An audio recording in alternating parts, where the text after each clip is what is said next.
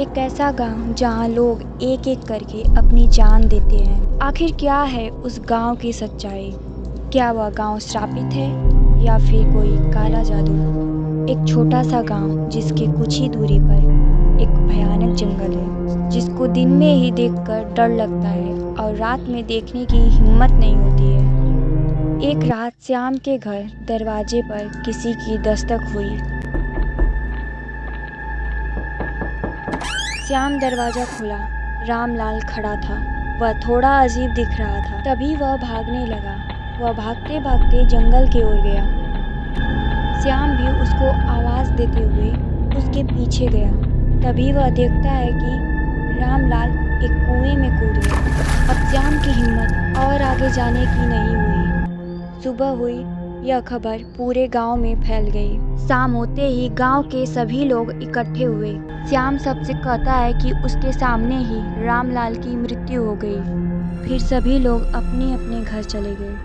आधी रात को अचानक कमला के घर का दरवाजा किसी ने खटखटाया। कमला ने दरवाजा खोला।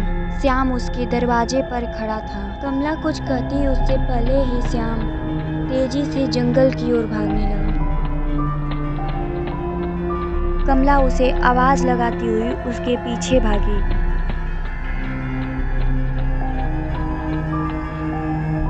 श्याम जंगल में एक कुएं के पास जाकर खड़ा हो गया। कमला उसके पास पहुंची और अब वह कुएं में कूद गया। कमला अब जैसे सदमे में चली गई थी। वह चुपचाप अपने घर चली गई।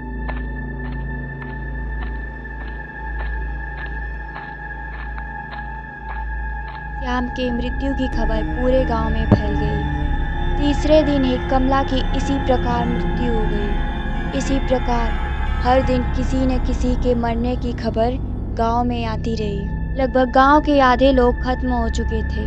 अब कोई भी अपने घरों से जल्दी बाहर नहीं निकलता। गांव में हर पल एक डर सा छाया रहता था कि मन में एक ही सवाल था, अब अगला कौन? एक दिन शाम को सभी लोग इकट्ठा हुए। किसी को बोलने की हिम्मत नहीं हो रही थी।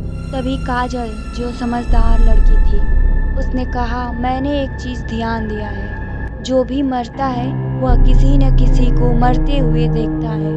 सभी ने काजल के बात पर सहमति दी, लेकिन सवाल अब भी यही था। सबसे पूछा गया, आखिर कौन है वह जिसने मौत देखा है? उनमें से रामू, जो बहुत घबराया हुआ था। यह बात केवल काजल ने ध्यान दी। आज रात सन्नाटा छाया हुआ था। काजल के घर का दरवाजा किसी ने खटखटाया। काजल ने दरवाजा खोला। रामू खड़ा था। काजल उससे कहती है, मेरे घर क्यों आए हो? किसी और के घर चले जाओ। राघव, जो शाम को काजल को नोटिस कर रहा था, वह रात में काजल के घर के पास छिपकर बैठा हुआ था और सब कुछ देख रहा था। अगली सुबह रामू के मरने की खबर पूरे गांव में फैल गई। जब काजल अपने घर से बाहर गई थी तो राघव उसके घर में गया। उसने देखा कि दीवारों पर कहीं लाल रंग के तो कहीं काले रंग के अजीब से निशान बनाए गए थे। वह समझ गया कि यह सब काजल कर रही है।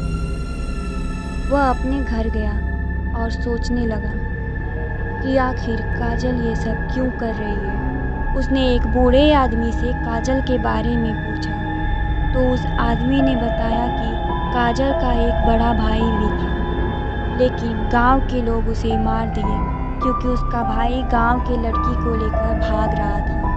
अब राघव को समझ में आ गया कि वह अपने भाई के मौत का बदला ले रही है।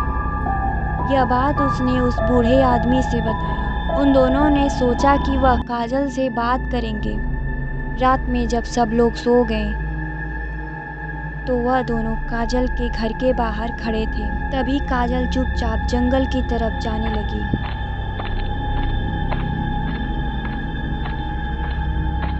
राघव उसके पीछे गया।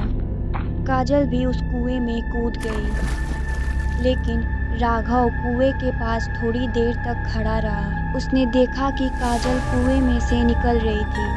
इसका मतलब साफ था कि काजल की मौत पहले ही हो चुकी थी और वह अपनी आत्मा को काला जादू से अपने वश में कर ली थी।